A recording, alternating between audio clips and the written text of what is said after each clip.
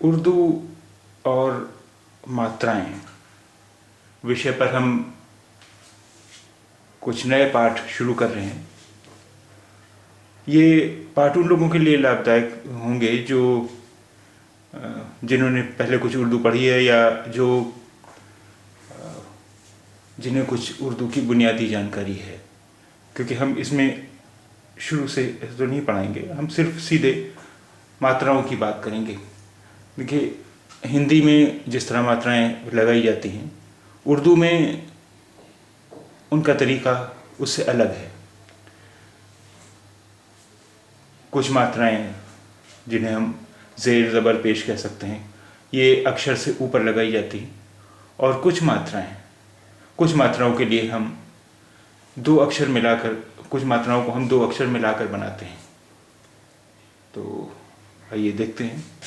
ये उर्दू का पहला अक्षर अलिफ, और अलिफ पर ये जो निशान देख रहे हैं एक आप, ये ज़बर कहलाता है। अब जब अलिफ पर ज़बर है तो इसकी आवाज़ आ जैसी होगी, आ। अभी अलिफ पर मद है तो इसकी आवाज़ हो गई आ। अलिफ के नीचे ज़ेर है तो इसकी आवाज़ हो गई ई।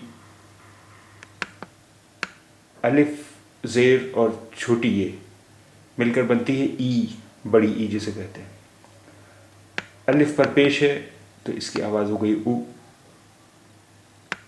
और अलिफ और वाव दो अक्षर मिलकर एक मात्रा बनती है। अलिफ और वाव पर उल्टा पेश है तो ये हो गई ऊ, ऊ। अलिफ ज़ेर और बड़ी ए, अलिफ ज़ेर और बड़ी ए मिलकर बनेगा ए। अलिफ ज़बर और बड़ी ए मिलकर बनेगा ए, ए। अलिफ पेश और वाव मिलकर बनेगा ओ, ओ। अलिफ ज़बर और वाव मिलकर बनेगा और, और।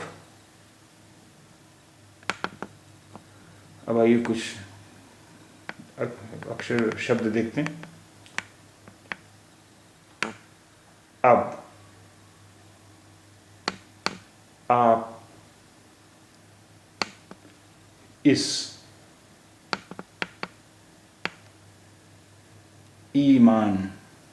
अब देखिए, अलिफ छोटी ये और बड़ी ये जब अक्षरों से जुड़ती हैं तो दोनों की शक्ल एक जैसी होती है, यानी उसके लिए नीचे दो बिंदियाँ आती हैं।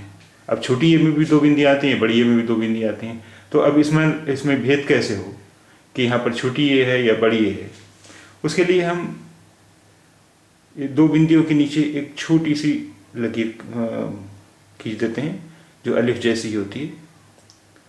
तो इसका मतलब हुआ कि यहाँ पर छोटी ए है, और छोटी ए की मात्रा जैसा आप जानते हैं कि हिंदी के बड़ी ई की मात्रा का काम करती है। तो ये हुआ ईमान। अलिफ ये, ई और मीम अलिफ नून मा, ईमान। अलिफ ये मीम अलिफ नून, ईमान। अब यहाँ पर छोटी ये दिखाने के लिए ये देखिए दो बिंदियों के नीचे हमने एक छोटा सा अलिफ बना दिया है, ईमान। उस, ऊन, ऊन। एक, एक। अलिफ बड़ी ए और काफ, एक। ऐसा,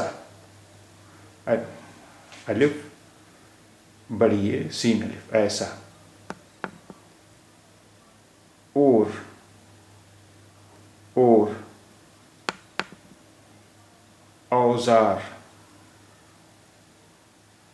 औजार।